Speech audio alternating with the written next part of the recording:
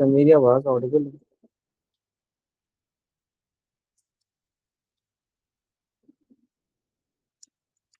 Hello. Sir. मैं पूछ रहा हूँ क्या सभी बच्चे यहाँ पे क्लास 9 के हैं? Yes sir. ओके ठीक है। तो पिछले क्लास कोई था किसी को मतलब याद है का मैंने क्या पढ़ाया था? कौन सा एक्सपेरिमेंट हम लोग डिस्कस किए थे?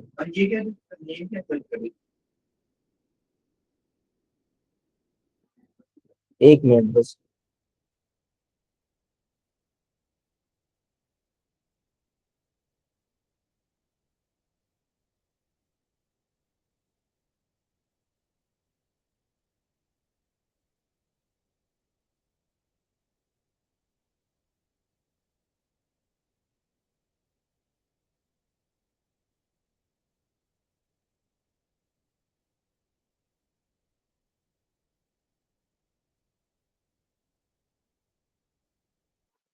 हाँ ओके। सॉरी थोड़ा इंटरनेट इशू हो रहा है। तो हम लोग आज एक आगे अपने एक्सपेरिमेंट कंटिन्यू ऑन करेंगे। जहाँ तक याद है मेरे को मैंने पिछली बार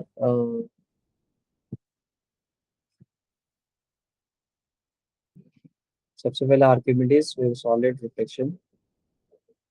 हाँ हमने डिटर्मिनेशन ऑफ सॉलिड डेंसिटी किया था। तो आज हम लोग कोई दूसरा करते हैं। दैट इज किसी को कुछ प्रेफरेंस है क्या? मैं ऐसे तो कुछ भी पढ़ा सकता हूँ। लेट्स गो विथ ये।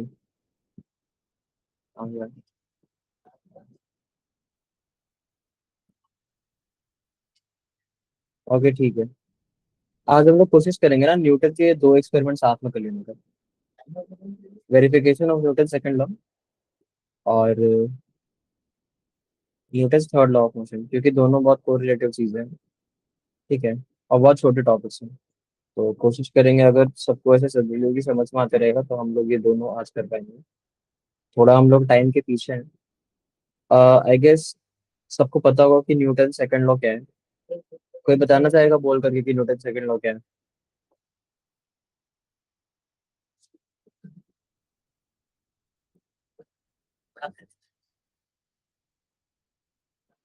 हेलो।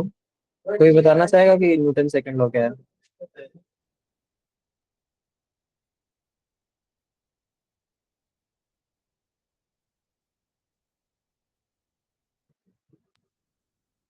किसी को पता है न्यूटन सेकंड लॉ क्या है? सर मैं बताऊं। बोलो बोलो। The object acceleration according to Newton second law. ठीक है ओके। नाइस। तो बेसिक देखो न्यूटन फोर्स क्या होता सर है मैं बता यहाँ पे। हाँ बोलो बोलो। बोलो तो बस। Sir the rate of change of movement म्हणजे आपण काही एखाद्या वस्तूला हलवतो म्हणजे त्याचा एक डिस्प्लेसमेंट चेंज होतं त्याला न्यूटन सेकंड लॉ असं म्हणते म्हणजे आपण एखाद्या वस्तूला फोर्स लावला तरच त्याची जागा चेंज होऊ शकते. ठीक है। ठीक है ओके। तो बेसिक डेफिनेशन यही होता है। दोनों दोनों का लगभग करेक्ट है। बट यहाँ पे हम लोग को ध्यान देना है कि जो फोर्स होता है या फिर न्यूटन सेकंड लॉ से क्या हम लोग करते हैं। जो बेसिक एफ बराबर एम का फॉर्मूला होता है वो हम लोग सेकंड लॉ से निकालते हैं। दैट इज कि फोर्स जो होता है वो rate of change of momentum के डायरेक्टली प्रोपोर्शनल होता है। ठीक है। फोर्स यहाँ पे अनबैलेंस्ड फोर्स होता है या फिर जो भी नेट फोर्स बॉडी पे लगते रहता है। तो यहाँ पे क्या है कि rate of change of momentum, ये कीवर्ड बहुत इंपॉर्टेंट होता है कि rate of change of momentum. Momentum क्या होता है कि मोमेंटम को हम लोग पी से डिनोट करते हैं and P is equal to mass into velocity. देखो ये वाली चीज जो है ना, ये वाली कि जो फोर्स है हमारे यहाँ पे एफ लिखा हुआ है वो तुम्हारा मास इनटू एक्सेलरेशन है एम ए। और एक्सेलरेशन क्या होता है? तुम्हारा rate of change of velocity. ठीक है। तो उसको हम लोग rate of change of velocity को क्या लिखते थे? DV by D T. ये क्या है मतलब ऊपर वेलोसिटी चेंज कर रही है और नीचे टाइम चेंज कर रहा है। तो इसको बोलते हैं कि rate of change of velocity with respect to time. ठीक है। और तुम्हारा एम वी क्या होता है? अब मैं ना एम को क्या अंदर लेके चला गया वी के साथ। ठीक है। वो साथ में हो गया। एम वी साथ में हो गया तो दैट इज मोमेंटम। तो इसको हम लोग लिख सकते हैं, और मोमेंटम को यहाँ पे पी से रिप्रेजेंट किया गया। तो एम वी की जगह मैंने पी लिख दिया, तो यहाँ पे आ गया D P by D T. इसका मतलब क्या हुआ, जैसे यहाँ पे वेलोसिटी में मैंने बताया कि ये डीवी बाई डी टी बराबर होता है change of velocity with respect to time, वैसे यहाँ पे क्या है, rate of momentum, change of momentum with respect to time. ठीक है, तो ये चीज तो याद रखनी है, एफ बराबर एम जो होता है। ठीक है, आप लोग को ये भी चीज याद रखनी चाहिए कि जो तुम्हारा फोर्स होता है वो तुम्हारा rate of change of momentum होता है। ठीक है, ओके। तो ये सब चीजें हम लोग अभी आगे ये सब डिस्कस करेंगे। पहले यहाँ पे हम लोग एक्सपेरिमेंट का एनिमेशन तुम्हारा दिया हुआ है। ठीक है, जो एक्सपेरिमेंट यहाँ पे करना है उसका विजुअल रिप्रेजेंटेशन। तो एक बार हम लोग इसको देख लेते हैं, उसके बाद मैं थ्योरी और एक्सप्लेन करता हूँ तुम्हें।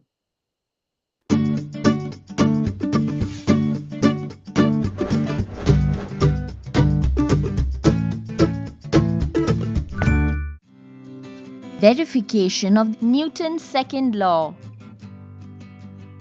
Arrange a cart on a table with blockade and a pulley. Tie the cart with a twine. The mass of the cart is 500 grams. The twine on the cart is passing over the pulley to a weight hanger. The hanging weight is 50 grams. As soon as the weight is released, the cart starts moving and is stopped by the blockade. Note the distance moved by the cart and the time taken to travel the distance. Calculate the acceleration of the object. Calculate m2g and m1 plus m2 times a. It is found to be the same. Hence, Newton's second law is verified.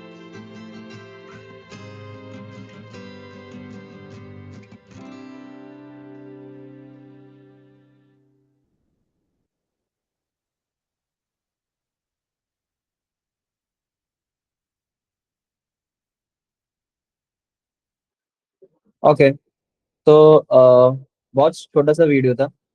Basic information तुम लोग को शायद समझ में आ रहा होगा कि यहाँ पे क्या है। ठीक है, यहाँ पे हम लोग क्या कर रहे थे, जो कार्ड था उससे हम लोग वेट अटैच कर रहे थे।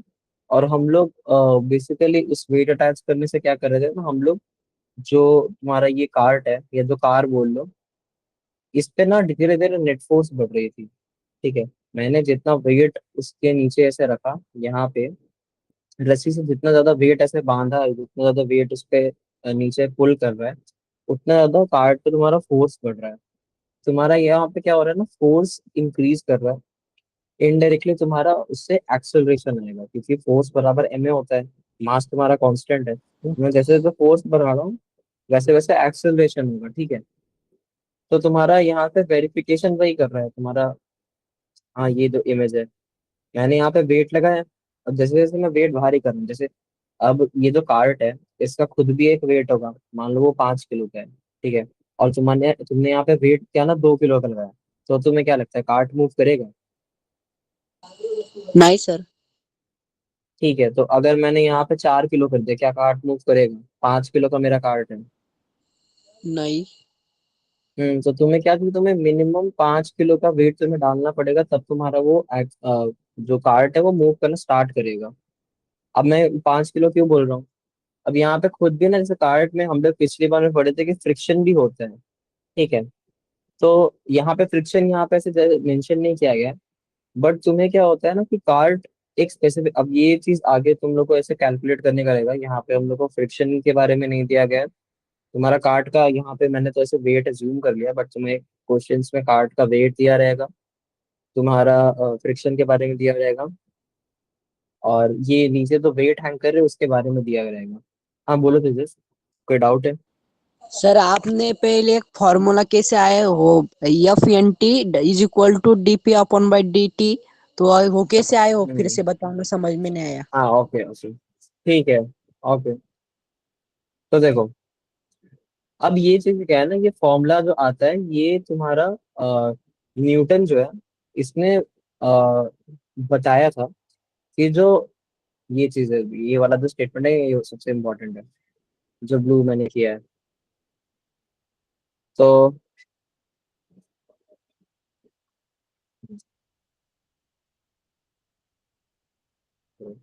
हाँ ओके, तो ये वाला स्टेटमेंट है यहाँ पे देखो, न्यूटन ने क्या बोला था। अब देखो ये न्यूटन का सेकंड लॉ है, न्यूटन ने 3 लॉ दिए थे, ठीक है।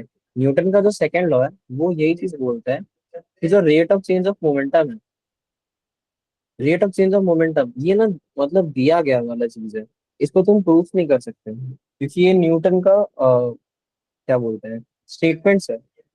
ये स्टेटमेंट्स को हम लोग प्रूफ नहीं कर सकते, ये ऑब्जर्वेशन से ऐसे पता किया गया था। हम लोग ऐसे जैसे ये कार्ट वाला एक्सपेरिमेंट है, तो ये सब कर करके हम लोग ने ऐसा देखा कि जितना ज्यादा मोमेंटम में चेंज आ रहा है ना उतना ज्यादा फोर्स हमारा इंक्रीज कर रहा है, ठीक है। तो ये ऑब्जर्वेशन है, हम लोग इसे ऐसे मतलब मैथ्स के डिराइव नहीं कर सकते।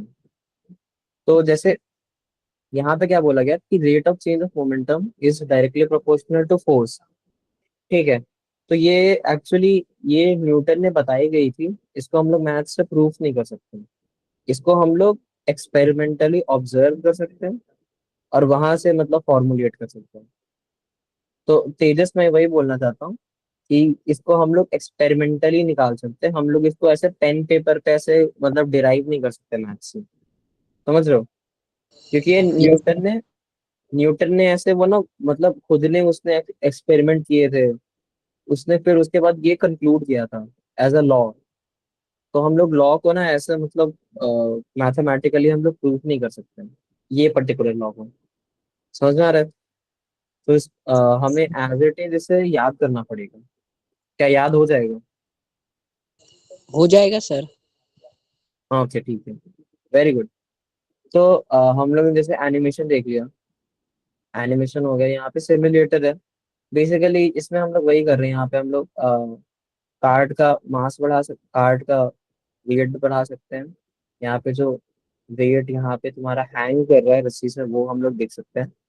और यहाँ पे डिस्टेंस हम लोग कर सकते हैं कि कितना डिस्टेंस ट्रैवल करेगा। तो मान लो मैंने यहाँ पे कार्ड का मास कुछ यहाँ पे मेरे को दिख नहीं रहा एग्जैक्टली बट कुछ ऐसा डाल दिया, तो हम लोग को ये दिख रहा है कि जो हैंग कर रहा है वो वाला मास ज्यादा है, ठीक है, हमें ये पता चल रहा है। मान लो मैंने इसका डिस्टेंस ज्यादा कर लिया ताकि हम लोग को ग्राफ अच्छे से दिखे, ठीक है। तो अब स्टार्ट करके देखते हैं। ऑफ कोर्स देखो, अब तुम्हारा वेट ज्यादा था तो कार्ट को तो आगे बढ़ना ही था, ये तो लॉजिकल चीज है।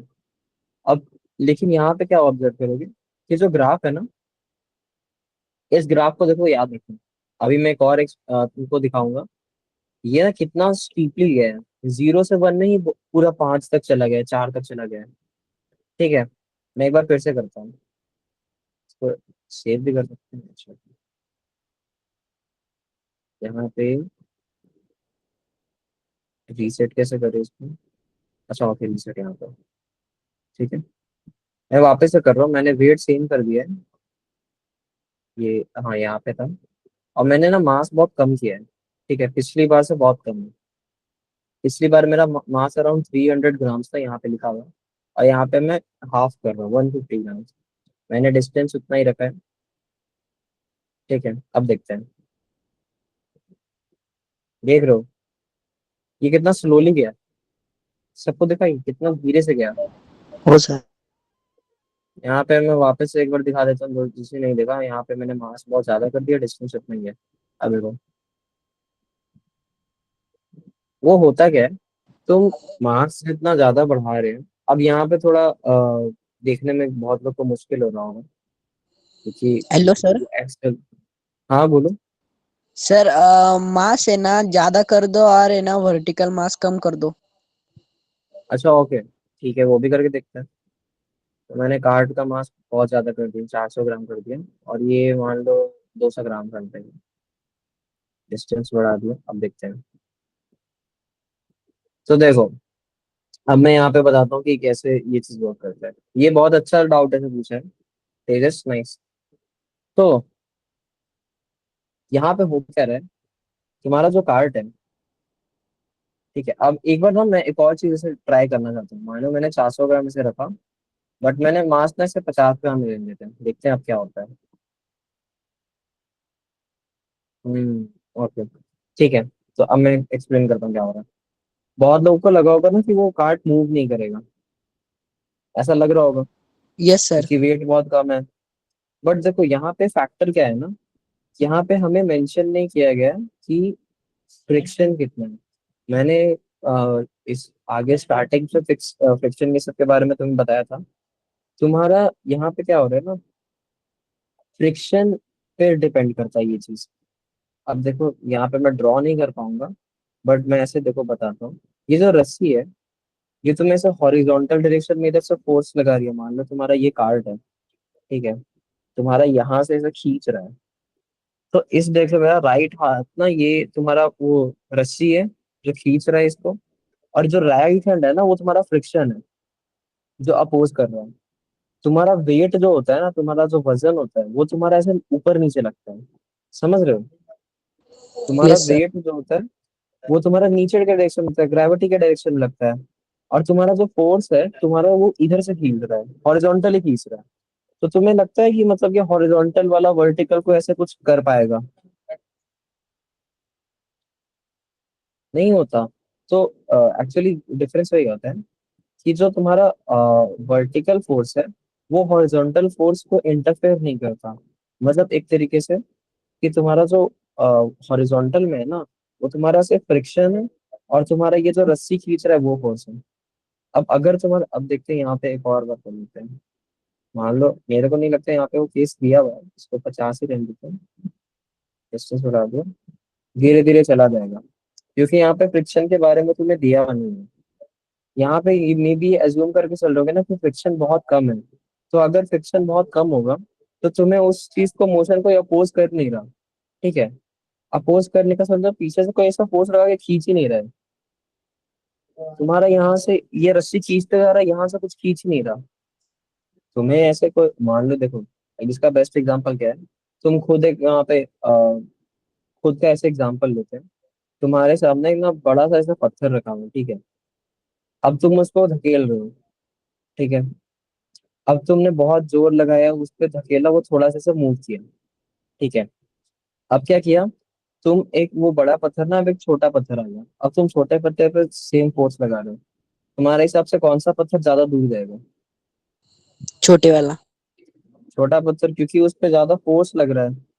अब क्या हो रहा है ना, बड़े पत्थर में जो था, तुम्हारा नीचे सरफेस एरिया बहुत ज्यादा था, तो वो ना ज्यादा जमीन पर रगड़ रहा था।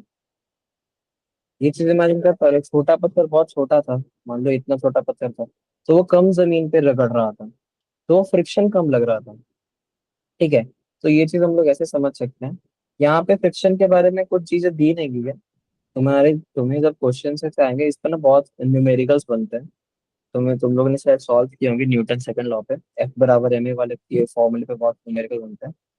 तो इसमें जनरली फ्रिक्शन या ये सब के बारे में हमेशा दिया होता है क्वेश्चन में। ये तो एक ऐसे सिमुलेशन था, तो इसमें फ्रिक्शन के बारे में कुछ दिया नहीं है। इस सिमुलेशन से बस हम लोग को ये चीज करना है ना, कि जितना ज्यादा फोर्स लगेगा ना, उतना, जैसे यहाँ पे नोटिस क्या करना है कि यहाँ पे जो वेट है ना वो बहुत कम है। ठीक है, अब वेट बहुत कम है तो रस्सी बहुत कम खींचेगा। रस्सी कम खींचेगा तो फोर्स कम है। फोर्स कम है तो एक्सेलरेशन तुम्हारा कम है। तो देखो ये ग्राफ जो तुम्हारा, ये बहुत ऐसे धीरे धीरे ऊपर जा रहा है। और मैंने जब इसको, वेट को बहुत ज्यादा कर दिया, ये बहुत कम है, डिस्टेंस बढ़ा दिया, तो देखो कितना तेजी से ऊपर गया है। ये दिख रहा है? वो सर। तो ये ना एक्सेलरेशन को डिपेंड, वो दिखा रहा है, तुम्हारा कितना जल्दी तुम्हारा ट्रैवल कर रहा है। एक्सेलरेशन क्या होता है? Rate of change of velocity, ठीक है। और वेलोसिटी क्या होता है? Rate of change of displacement. ठीक है, तो ये डिस्टेंस जितना तेजी से ऐसे चेंज हो रहा है विथ रिस्पेक्ट टू टाइम, वो तुम्हारा वेलोसिटी है। और वेलोसिटी जितना ऐसे देखो, अब पहले शुरू में वेलोसिटी कम था, फिर ऐसे ऐसे करके ज्यादा एकदम स्ट्रेट होते जा रहा है, वो तुम्हारा एक्सेलरेशन दिखा रहा है। ठीक है, तो आई गेस थोड़ा थोड़ा सबको समझ में आ रहा होगा। Yes sir. Uh, yes. अगर अभी कुछ डाउट आ रहा है ना, तो आई वुड रिकमेंड कि एक बार तुम लोग ये थ्योरी पढ़ लेना। क्योंकि जब तक तुम लोग खुद से एक बार ये थ्योरी नहीं पढ़ोगे तो तुम्हें डाउट्स अच्छे से क्लियर नहीं हो पाएंगे। ठीक है, मैं इस चीज का लिंक तुम्हें लोग को ऐसे चैट में भेज दूंगा। तो आई वुड रिकमेंड कि तुम लोग होमवर्क के नाम पे ना ये वाली एक बार जो लिंक है वो एक बार पढ़ लेना। ये थ्योरी पढ़ना बहुत जरूरी है। और अदरवाइज अगर तुम्हें डाउट होगा तो तुम लोग नेक्स्ट क्लास में भी पूछ सकते हो। ठीक है। तो यहाँ पे ना ऐसे देखो, यहाँ पे क्वेश्चंस भी है मेरे पास। ठीक है, यहाँ पे कुछ क्वेश्चंस हम लोग के पास 15 क्वेश्चंस हैं। मेरे हिसाब से हम लोग को क्वेश्चंस कर लेने के लिए हम लोग को फिर नहीं ना, नेक्स्ट क्लास में हम लोग न्यूटन थर्ड लॉ कर लेंगे। ठीक है। मैंने सोचा था कि जल्दी जल्दी हम लोग दोनों लॉ कवर कर लेंगे, बट थोड़ा मैं भी लेट आया था और फिर यहाँ सर ये पे टेस्ट एक्सप्लेन है करने क्या? लगे। क्या? ये आपने लिंक डाली है वो टेस्ट है क्या? नहीं, ये टेस्ट नहीं है। ये जो मैं तुम लोग को अभी जिस वेबसाइट से तुम लोग को एक्सप्लेन कर रहा हूँ ना, जो ये थ्योरी है, ये वाली, ओके भैया। ये उस ये उसकी लिंक है। ठीक है। तो मैं तुम लोग को ये बोल रहा हूँ कि लाइक ये वाली थ्योरी बहुत अच्छी है, तो तुम लोग एक बार खुद से पढ़ लेना। ठीक है। और जैसे ये सब चीजें है ना, ये जो इतने स्टेटमेंट्स लिखा हुआ है कि how does momentum effect the net force, ये सब बहुत आसान है। ये सब तुम लोग एक बार ऐसे रीड करोगे ना, तो तुम लोग को समझ में आ जाएगा। अगर तुम लोग को कोई डाउट होगा तो नेक्स्ट क्लास में तुम लोग मेरे से पूछ सकते हो कि आपने जो पिछले क्लास में डिस्कस किया था उसमें डाउट हो। ठीक है। तो अभी क्या करते हैं ना, अब जैसे थर्ड लॉ तो जल्दी नहीं हो पाएगा, मैं क्या करता हूँ ऐसे हम लोग जल्दी जल्दी ये क्वेश्चंस कर लेते हैं। ठीक है, फिर नेक्स्ट क्लास में हम लोग थर्ड लॉ डिस्कस कर लेंगे। ठीक है। क्वेश्चंस ओके करें? सर। क्वेश्चंस करना है? Yes sir. Yes okay, sir. ठीक है। जल्दी जल्दी क्वेश्चन करते हैं। मैं क्वेश्चन यहाँ पे दिखा रहा हूँ, जिसको आंसर पता होगा वो बोल सकता है अनम्यूट करके। तो क्वेश्चन वन है तुम्हारा, what causes a body to fall to earth? क्या ऐसा चीज है, फोर्स है या फिर कौन सी चीज है जो ऑब्जेक्ट ऐसे तुम छोड़ते हो ना तो अर्थ के ऐसे पास जाके गिरती है, सर ग्राउंड ग्रेविटी। पे गिरती है? Sir gravity. ग्रेविटी। बहुत आसान है ये तो। ठीक है, जल्दी जल्दी करते हैं। नाइस। ग्रेविटी, इसमें किसी को डाउट है क्या? No sir. Okay, nice. Moving on, question number two, what is the rate of change of velocity called? Rate of change of Increasing velocity, acceleration. dv by dt, increasing acceleration। यहाँ पे increasing acceleration या decreasing acceleration या constant acceleration, एक बार फिर से सोचो।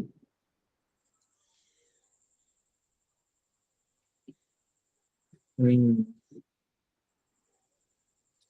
यहाँ पे ना थोड़ा ऐसा डाउटफुल है। यहाँ पे मेंशन नहीं किया गया कि वेलोसिटी इंक्रीज कर रहा है या डिक्रीज कर रहा है, तो तुम ऐसा बता नहीं सकते कि एक्सेलरेशन इंक्रीज कर रहा है, डिक्रीज कर रहा है या Yes. कांस्टेंट है। इसको और डेटा देना चाहिए था, बट इसका आंसर एक्सेलरेशन होगा। ठीक है। ऑफकोर्स एक्सेलरेशन का डेफिनेशन होता है rate of change of velocity. इसको और डिटेल देना चाहिए था, ये सर तो जीरो इनकम्प्लीट एक्सेलरेशन। है। नहीं, जीरो जीरो नहीं होगा तुम्हारा। वेलोसिटी तो है वो तो ये तो डेफिनेशन पूछा है ना, कि ये पूछा है डीवी बाई डी क्या होता है। सर समझ रहे हो? एक्सेलरेशन है बट उन्होंने पूरी डिटेल नहीं डाली उसमें। Rate of change of velocity with acceleration है सर। रिस्पेक्ट टू एक्सेलरेशन, क्या कांस्टेंट एक्सेलरेशन? यहाँ पे देखो सारे ऑप्शन में एक्सेलरेशन लिखा हुआ है, जीरो, डिक्रीजिंग, इंक्रीजिंग, वैसे। तो मैं ये बोल रहा हूँ कि इन्हें और डेटा देना चाहिए था, ये क्वेश्चन इनकम्प्लीट है। ठीक है। इन्हें देना चाहिए था कि वेलोसिटी इंक्रीज कर रहा है या डिक्रीज कर रहा है या कांस्टेंट है। अगर वेलोसिटी सर इसका कांस्टेंट रहता, आंसर सिर्फ एक्सेलरेशन है। वही सिर्फ एक्सेलरेशन होगा, तो यहाँ पे क्वेश्चन इनकम्प्लीट है, मैं वही बोल रहा हूँ। मैं कांस्टेंट नहीं कर रहा, ये मेरे को क्लियर करना है। यहाँ पे क्लियर का ऑप्शन नहीं है। रुक जाओ, ये छोड़ दो। इसका इसका आंसर सिर्फ एक्सेलरेशन होगा। ठीक है, कांस्टेंट एक्सेलरेशन नहीं है, मैंने मेरे से गलती से मार्क हो गया। आगे बढ़ते हैं। The product of mass and velocity is called sir momentum. Momentum. सबको क्लियर? Yes sir. मोमेंटम बराबर मास इंटू वेलोसिटी होता है, P बराबर mv।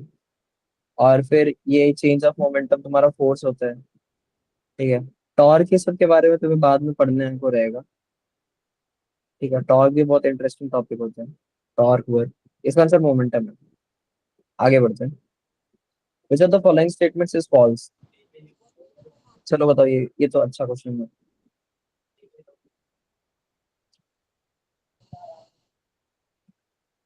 Which of the following statements is false? First. First, किसको किसको लग रहा है फर्स्ट सही आंसर है? शायद sir. Okay, Neha, okay, nice. तो एक्चुअली फर्स्ट सही है। तुम्हारा जो फोर्स होता है वो rate of change of momentum होता है।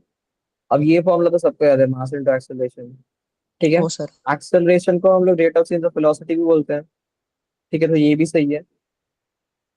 फिर तुम्हारा क्या है, ये जो है चेंज ऑफ मोमेंटम, टी तुम्हारा मोमेंटम है, टी बराबर मास इंटू वेलोसिटी। ठीक है, तो तुम्हारा ये तो तुम्हारा न्यूटन का सेकंड लॉ ही है। न्यूटन का सेकंड लॉ क्या बोलता है? Rate of change of momentum with respect to time is directly proportional to force.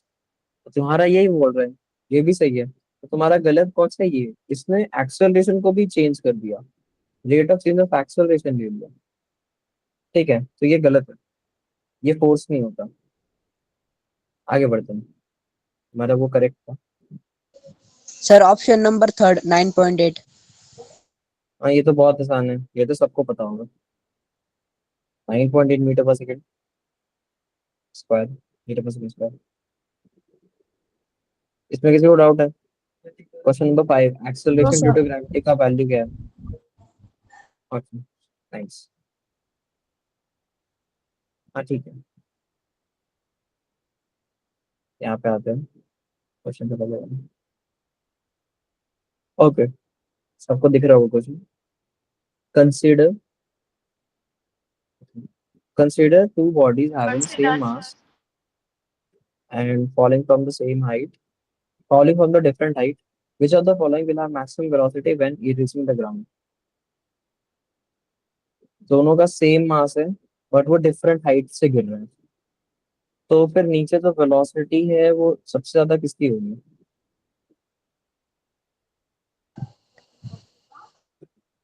क्या मैंने, अगर मैंने ऐसे 100 सर मीटर से option number first, fourth. One falling from highest height, क्या fourth sir highest option mass number body? 1। Option number 1, ठीक है, मयूर option one number 1 बोल रहे हैं, और बाकी लोग क्या बोल रहे हैं? सर इसमें हाईट तो मास ऑब्जेक्ट म्हणजे ते सगळ्यात उंच असेल त्याच्यावरूनच पडन, म्हणजे त्याची ऍक्सेलरेशन जास्त राहील खाली। नहीं, हाईएस्ट मास बॉडी यहाँ पे क्या लिखा हुआ है कि दोनों सेम मास के हैं, तो ये ऑप्शन नहीं हो पाएगा क्योंकि दोनों का सेम मास है। तो किसी का हाईएस्ट और लीस्ट मास, तो यहाँ पे बात हम लोग कर ही नहीं सकते। सर ठीक है, सबसे ज्यादा ऊंचे से गिरने वाली व्यक्ति ये है उसका। ओके ओके, मयूर मयूर नंबर 1 बोल रहा है, और किसी को कोई ऑप्शन में वैसा है? मैं एक्सप्लेन कर रहा हूँ। सर अब देखो एक्सप्लेन यहाँ सर। पे, हाँ मैं कर रहा हूँ। यहाँ पे क्या है, मान लो ये मेरा फोन है, मैंने इसको ऐसे यहाँ पे 5 मीटर से गिराया, और मैंने सिर्फ 10 मीटर से ऊपर से गिराया। ठीक है, तो तुम्हें क्या लगता है ज्यादा तेजी से कौन से गिरेगा? 10 मीटर वाला। क्यों 10 मीटर वाले से, क्यों ऐसा क्यों लगता है? सर क्योंकि वो ऊपर है और उसको ग्रेविटी ज्यादा लगेगी, और आते आते उसकी एक्सेलरेशन ग्रेविटी ज्यादा हो जाएगी। ग्रेविटी तो 9.8 ही लगेगी। ऐसा थोड़ी है कि वो मतलब ज्यादा ऊपर से गिरेगा तो 9.8 से ज्यादा लगेगी। यहाँ पे क्या है, मैं एक्सप्लेन कर रहा हूँ, ठीक है। यहाँ पे ये टर्म एक आता है पोटेंशियल एनर्जी। ठीक है, यहाँ पे एनर्जी का कॉन्सेप्ट आता है कि तुम जिस ऑब्जेक्ट को जितना ज्यादा ऊपर लेके जाते हो, उतना ज्यादा इसमें पोटेंशियल एनर्जी आ जाता है। ठीक है, या फिर तुम लोग इसको अगर एनर्जी से नहीं भी समझे ना, तो हम लोग ऐसे समझ सकते हैं कि तुम्हारा क्या है, जितना ज्यादा ऑब्जेक्ट ऊपर रहेगा, उसको नीचे आने के लिए उतना ज्यादा डिस्टेंस मिलेगा। समझ रहे हो?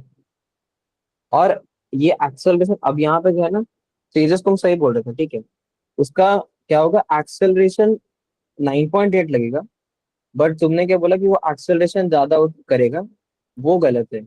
यहाँ पे क्या होगा, उसकी वेलोसिटी ज्यादा बढ़ेगी क्योंकि एक्सेलरेशन उस पर लग रही है।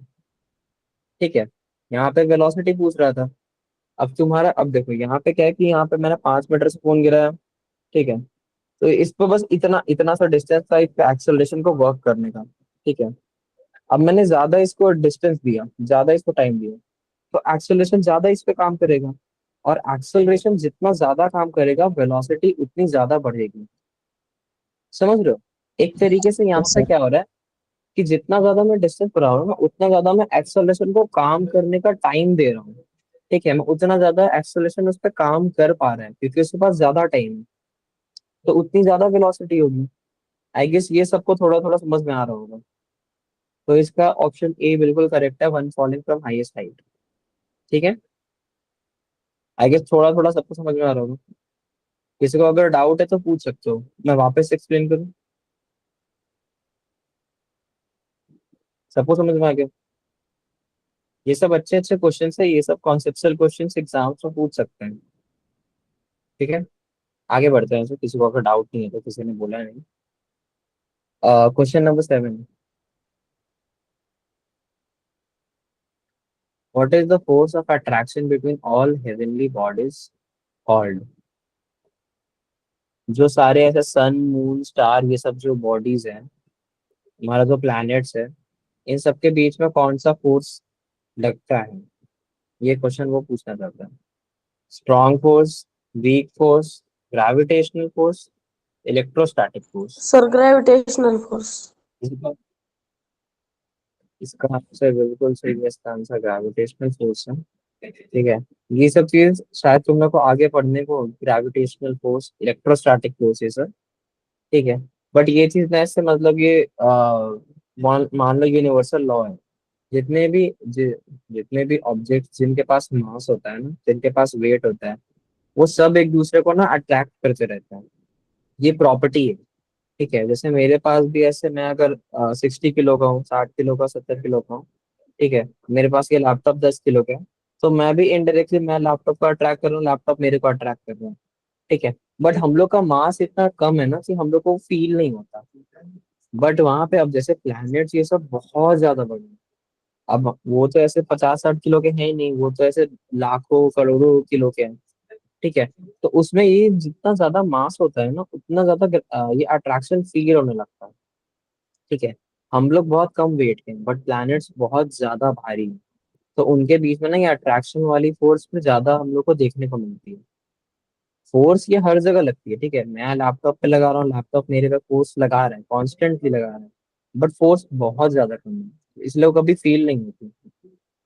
ठीक है, ये चीज तुम लोग को आगे और पढ़ना रहेगा, क्लास 10th ये सब में, और इलेक्ट्रोस्टैटिक फोर्स ये सब के बारे में पढ़ना होता है, तो वहां पे तुम लोग को और चीज समझ में आएगी। क्वेश्चन नंबर 8 आता है। ये गलती से मेरे से क्लिक हो गया, सॉरी। यहाँ पे क्वेश्चन ही पर पढ़ लेता, हाँ। चलो ये आंसर करो। When there is a no external force acting in the system, total linear momentum is conserved. Linear momentum conserve है, यहाँ पे तो आंसर ही दे दिया है क्वेश्चन में। बताओ, ये चीज बताओ। लीनियर सर मोमेंटम इज समझ। कंजर्व्ड। Force sir. क्या क्वेश्चन? क्वेश्चन हाँ। वापस समझाओ। यहाँ पे क्या बोला, यहाँ पे एक स्टेटमेंट दिया हुआ है हमें कि जब when there is no external force acting on the system, जब कोई तुम्हारा बॉडी या कार्ड पे कोई भी फोर्स नहीं लग रहा है, तो तुम्हारा क्या टोटल लीनियर मोमेंटम कंजर्व है। कंजर्व होने का मतलब क्या होता है कि जितना पहले था बाद में भी उतना है। अब ये चीज तो देखो, अब ऐसे करो, मैंने फोर्स फोन यहाँ पे हाथ कर रखा है, ठीक है, मैंने इस पे कोई फोर्स नहीं लगाया। ठीक है, ये पहले रेस्ट पे था, अभी भी रेस्ट पे है, तो क्या इसकी वेलोसिटी चेंज नो हुई? सर। क्या इसका मोमेंटम चेंज हुआ? नहीं चेंज हुआ। इसका मतलब क्या है कि इसका मोमेंटम कंजर्व हो गया, वेलोसिटी कंजर्व हो गई। समझ रहे हो, मैंने इसको कोई फोर्स नहीं लगा, मैं अभी इसको उंगली से फोर्स लगा रहा हूँ तो देखो ये हाथ से मूव कर रहे हैं। ठीक है, बट मैं इस पर कोई फोर्स नहीं लगा रहा, तो ये पहले भी अभी रेस्ट पे था, अभी भी रेस्ट पे है, उसको बोलते हैं कंजर्वेशन। सर ऑप्शन तो नंबर यहाँ पे थर्ड। क्या चीज कॉन्स्टेंट है? Option number 3, sir law of option conservation of force. देखो यहाँ पे आंसर सी भी सही है और डी भी सही है। फोर्स भी कंजर्व्ड है क्योंकि नेट फोर्स ही तुम्हारा 0 है, तो पहले भी फोर्स 0 था, बाद में भी फोर्स 0 है। Yes sir. बट यहाँ पे ना क्वेश्चन में लिखा है कि total linear momentum is conserved. ठीक है, ये स्टेटमेंट लिखने से ना ऑप्शन डी तुम्हारा ज्यादा सही लग रहा है। समझ रहे हो, क्योंकि तुम्हें क्वेश्चन में ही लिख दिया है कि टोटल लीनियर मोमेंटम कंजर्व है। और तुम्हारे पास एक ऑप्शन भी है कि तुम्हारा law of conservation of momentum. मैं ये नहीं बोल रहा कि तुम्हारा सी गलत है, बट तुम्हारा डी ज्यादा सही है। ठीक है, ओके सर। समझ में आ रहा है? क्योंकि यहाँ पे मोमेंटम की बात हो रही है ना, क्वेश्चन में मोमेंटम की बात हो रही है। तो यहाँ पे अगर मोमेंटम से रिगार्डिंग कोई आंसर होगा तो वो ज्यादा सही माना जाएगा। ठीक है, ठीक है, okay. Next question. When a body moves over a frictional surface it's acceleration. अब यहाँ पे देखो, मैंने फ्रिक्शन की बात की थी। फ्रिक्शन क्या है? वो हमेशा एक्सेलरेशन के अपोजिट में लगता है। तो फ्रिक्शन जितना ज्यादा होगा, एक्सेलरेशन उतना कम होगा। मैंने क्या बोला? फ्रिक्शन जितना ज्यादा होगा, मैं फोन को धकेल रहा हूँ, मेरे हाथ में बहुत ज्यादा फ्रिक्शन है, तो उतना मेरे को मुश्किल लग रहा है इसको मूव करने में, उतना कम एक्सेलरेट हो रहा है। तो फ्रिक्शन ज्यादा है तो एक्सेलरेशन कम है। समझ रहे हो? तो कौन सा ऑप्शन होगा? Sir option number 4। Fourth. Option number 4 क्या है? Acceleration decreases with increase in friction. बिल्कुल सही। फ्रिक्शन जितना ज्यादा होगा, एक्सेलरेशन उतना कम होगा। ठीक है, ये सब चीज तो तुम लोग खुद भी समझ सकते हो। समझ रहे होगे ना कि मैं जितना ज्यादा, मुझे ज्यादा फोर्स लगाना पड़ रहा है तो एक्सेलरेशन उतना धीरे हो रहा है। क्यों हो रहा है? क्योंकि फ्रिक्शन ज्यादा है। ठीक है, अब यही मैं अगर ये ऐसे एकदम स्मूथ ग्लास टेबल के ऊपर रखता अपने फोन को, तो मे भी वो ज्यादा अच्छे से स्लाइड कर रहा था, फ्रिक्शन कम है वहां पे। ठीक है, question number 10। What causes a vehicle fourth. To move?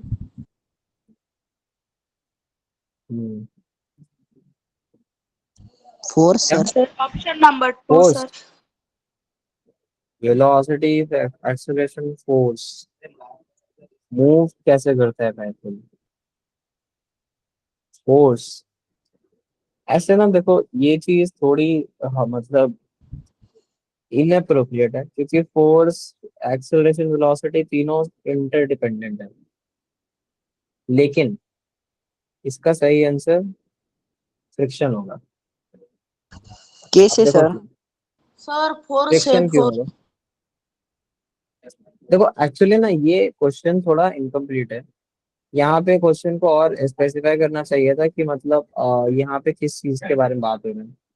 अब मैं इस क्वेश्चन को कैसे सोच रहा हूँ, मैंने फ्रिक्शन कैसे बोला?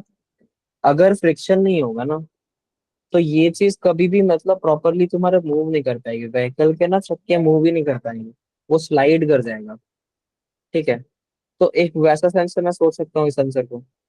मैं फोर्स भी बिल्कुल सही है अपने जगह पे, फोर्स भी बिल्कुल सही है। जब तक मैं फोर्स लगाऊंगा नहीं तब तक ये मेरा फोन मूव नहीं करेगा। लेकिन अब हम वैसे मैं सोचूं कि वो एक्सेलरेशन के कारण मूव कर रहे हैं, सर जब तो ये फोर्स क्वेश्चन लगेगा मोबाइल नीचे जाएगा। बिल्कुल बिल्कुल फोर्स इसका सबसे ज्यादा एक्यूरेट आंसर है। ठीक है, अगर तुम लोग को एग्जाम में क्वेश्चन पूछेगा तो तुम लोग फोर्स मार्क करके आना। बट मैं ये बता रहा हूँ कि इस क्वेश्चन को और भी सोचने के तरीके हैं। ठीक है, कोई बंदा ऐसा सोच सकता है कि एक्सेलरेशन के कारण मूव कर रहे हैं या फिर फ्रिक्शन के कारण मूव कर रहे हैं, बट इसका करेक्ट आंसर तुम्हारा फोर्स होगा। ठीक है, इसमें फ्रिक्शन कोई भी डाउट? सही। Yes sir. ठीक है, ओके। तो ऐसे 8:16 हो गया, 4 मिनट है हम लोग के पास, एक क्वेश्चन और कर लेते हैं हम लोग। ठीक है, क्वेश्चन नंबर 11 देखते हैं। What is the result when the brakes of a vehicle suddenly applied? हमारा गाड़ी में मैंने सडनली ब्रेक लगा दिए तो क्या होगा? सबसे पहले वेलोसिटी जीरो होगी, एक्सेलरेटिंग व्हीकल, सर हमारा फिर से व्हीकल बता। Comes to rest. Sir first velocity अरे बिकम मतलब जीरो। क्वेश्चन क्वेश्चन ये बोल रहा है कि तुम एक मतलब बाइक चला रहे हो समथिंग, तुमने ब्रेक लगाया अचानक से, तो गाड़ी क्या होगी? सबसे पहले उसकी वेलोसिटी जीरो हो गई, या वो अभी भी एक्सेलरेट कर रहा है, व्हीकल कम्स टू रेस्ट, या फिर D accelerating vehicle? Sir first. Sir velocity fourth. Zero. जिसने फोर्स बोला ना वो ज्यादा करेक्ट है। तुम लोग इस सर वजह से इमेजिन करो ना, तुम बाइक पे जा रहे हो, तुमने अचानक से ब्रेक लगाया, क्या तुम्हारी वेलोसिटी एकदम तुरंत जीरो हो जाती है? No sir. तुम खुद सोचो, अगर तुम्हारी वेलोसिटी तुरंत जीरो करे ना, तो तुम ऐसे बाइक से आगे ऐसे खुद ऐसे गिर जाओगे। ठीक है, तो जब तुम जैसे तुरंत ब्रेक लगाए ना, तो गाड़ी ऐसे धीरे होना स्टार्ट हो जाती है। समझ रहे हो? तो वहां पे क्या होता है? डी एक्सेलरेशन होता है। समझ रहे हो? सर बताए सही है। ठीक है, किसी को कोई डाउट? No sir. ओके ठीक है। ऐसे हम लोग के पास 2 मिनट और है, हम लोग के पास 1 2 3 4 क्वेश्चन बाकी है। सर कर लेंगे। मैंने तुम्हें लिंक भेज दी थी ना, तुम ये सब क्वेश्चंस खुद से भी बाद में अटेम्प्ट कर सकते हो, ठीक है? नहीं सर और अभी मैं कर। मैं एक बार वापस बता रहा हूँ, मैंने जो लिंक दिया उससे तुम लोग ये थ्योरी एक बार जरूर से पढ़ लेना, क्योंकि यहाँ पे और भी इक्वेशंस है जिसका क्वेश्चंस आते हैं। ये एस बराबर UT plus half eighty square, या फिर ये जो थ्योरी है कि how does momentum effect the net force, ये सब तुम लोगों को खुद से पढ़ना पड़ेगा एक बार समझने के लिए। ठीक है, तो यहाँ पे मैं क्लास को एंड करना चाहूंगा। मेरे तरफ से मैंने सारा वो कर दिया। ठीक है, किसी को कोई डाउट है? किसी को कोई doubt? No sir. Sir. Okay ठीक है, तो मैं क्लास को यहाँ पे एंड करता हूँ। 8:20 तक की क्लास रहती है ना? या सर। इसके बाद नेक्स्ट क्लास होगी तुम लोग की? हो सर। ओके ठीक है, तो मैं यहाँ पे लीव कर रहा हूँ, मे बी आई गेस तुम लोग की नेक्स्ट क्लास की वहाँ पे तुम्हें ज्वाइन हो जाओगे। ठीक है सबको, बाय, गुड नाइट।